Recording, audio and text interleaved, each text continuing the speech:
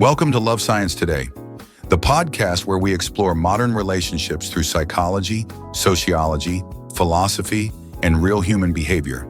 Here we study attraction, intimacy, boundaries, and emotional safety in the age of digital connection.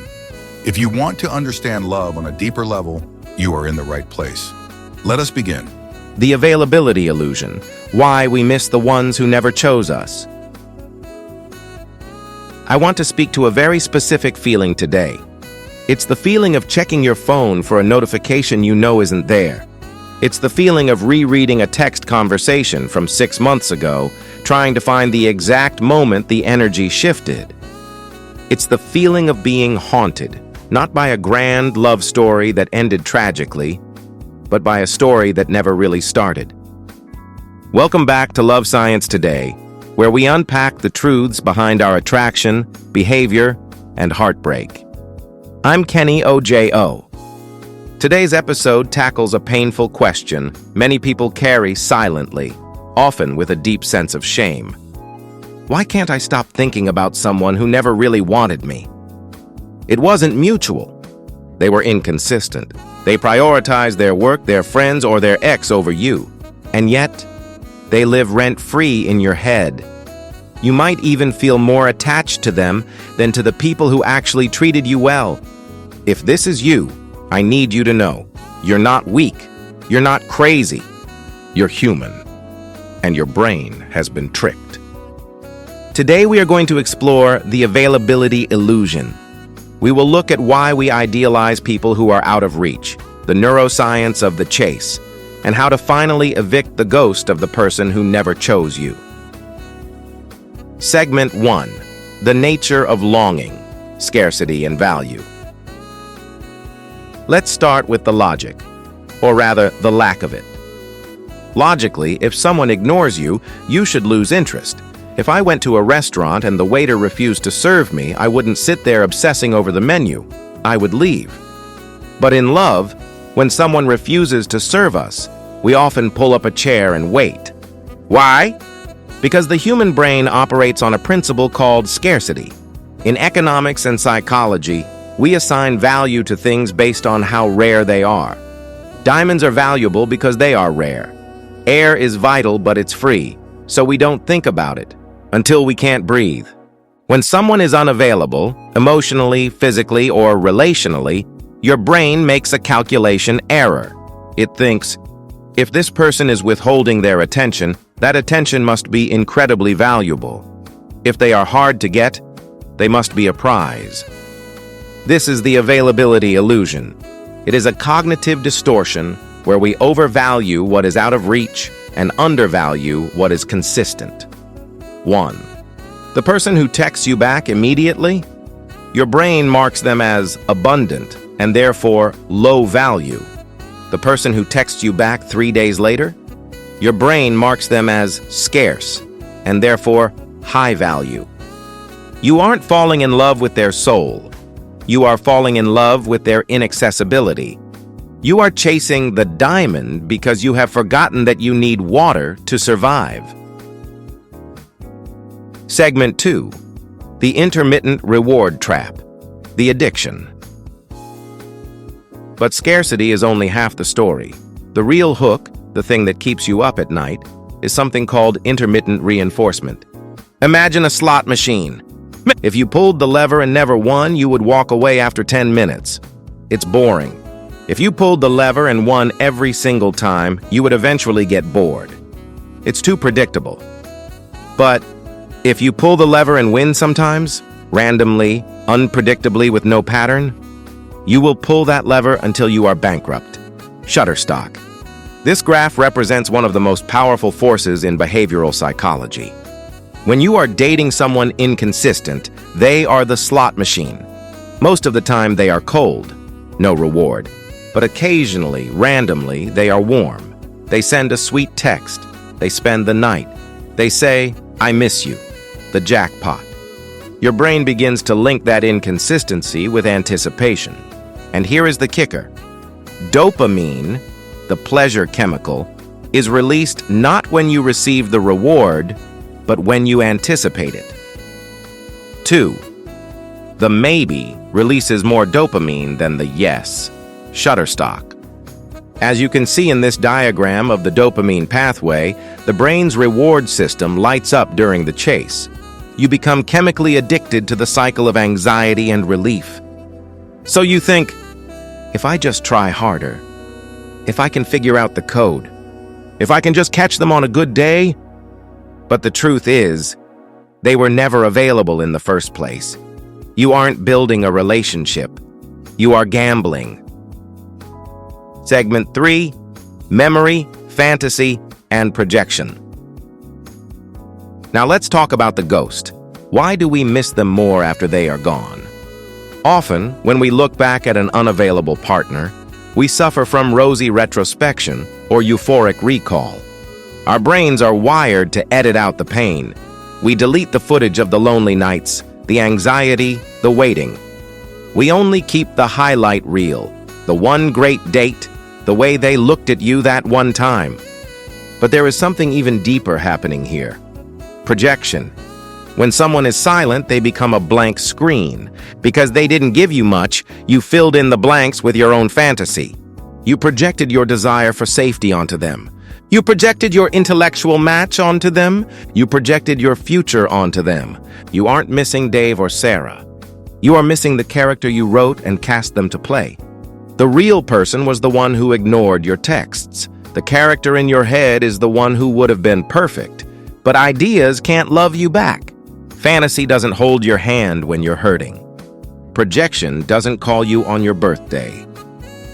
Segment 4, case study, Emmanuel and the ghost. Let's make this concrete. Let's talk about Emmanuel. Emmanuel is a graphic designer, 29 years old, 3 sensitive, intelligent. He met a guy we'll call the ghost. The ghost was charming but slippery. He rarely initiated plans. He would only hang out late at night. He said things like, "I'm just not in a place for anything serious right now." But then he would hold Emmanuel's hand and sleep over. After 3 months, the ghost faded away. No big breakup, just silence. A year later, Emmanuel was still talking about him in therapy. He checked the ghost's Instagram stories every day. He compared every new date to him. He told me, "I just feel like we had unfinished business. Like if I could just explain to him how good we could be, he would see it." Why couldn't Emmanuel let go?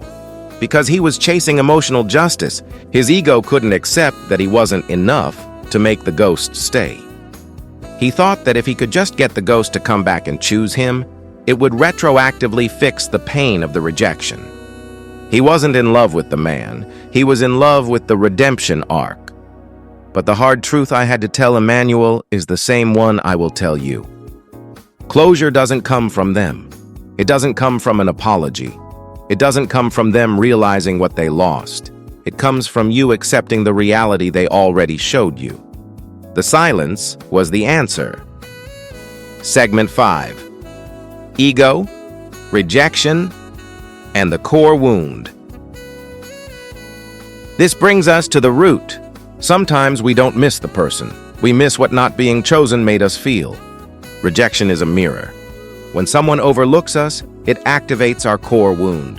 It triggers the inner child who feels, "I am not enough. I am invisible. I have to earn love." We try to rewrite the story by fantasizing that they will come back.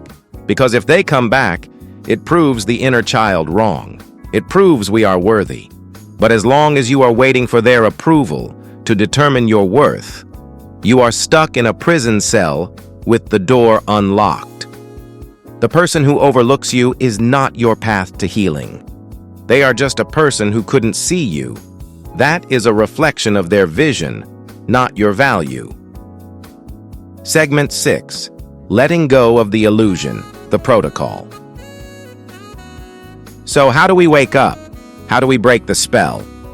Here is your 5-step protocol to escape the availability illusion. 1. Name it, radical acceptance. Stop calling it complicated. Stop calling it bad timing. Say the truth out loud. They were inconsistent. They did not choose me. I am in love with a fantasy. The truth hurts once. The lie hurts every day. 2. The ick list. De-romanticize. Your brain is only showing you the highlight reel. You need to watch the bloopers. Write a list of every time they made you feel anxious, small, or confused. Every time you look at their photo, force yourself to read that list. You have to train your brain to associate them with pain, not potential. 3. Identify the payoff. Ask yourself the hard question: what am I getting out of pining for this unavailable person? Usually, the payoff is safety. As long as you are obsessed with a ghost, you don't have to risk your heart with a real person who might actually show up. You are using the ghost to protect yourself from real intimacy. 4. The ping-pong rule. Choose mutuality. From now on, you only play with people who hit the ball back. If you send a text, hit the ball, and they don't hit it back, the game is over. You do not walk over to their side of the table and hit the ball for them. Train yourself to only respond to mutuality. 5. Mourn the fantasy. You have to grieve, but don't grieve the person. Grieve the future you imagined with them. Grieve the hope. Grieve the validation you wanted.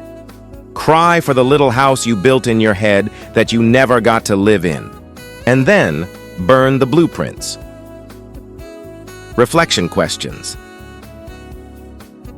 I want you to sit with these questions this week. What did I need from this person that I didn't get? Validation, excitement, safety? What was I really chasing? Love or proof of my own worth? Have I confused scarcity, hard to get, for value, good to have? Who in my past, childhood, also made me feel overlooked? Can I let myself be chosen by someone who is already standing right in front of me? Final thoughts. I want to leave you with this. Love that's real doesn't need to be chased. The person who truly values you won't keep you confused. They won't leave you questioning your worth. They won't disappear and expect you to stay loyal to a memory. You deserve to be fully seen. You deserve to be deeply respected. And you deserve to be clearly, enthusiastically chosen. That's not fantasy. That's real love. And it begins with the moment you decide to choose yourself. This is Love Science Today. I'm Kenny OJO. Until next time, love clearly, love consciously, love science. Thank you for listening to Love Science Today. I hope this episode gave you something meaningful to think about. If you learned something, share it with someone who may benefit. Remember that love is not random. It is a pattern you can understand and choose with intention. Join me again for the next episode as we continue exploring the science and soul of real connection. Stay thoughtful, stay open, take care of your heart.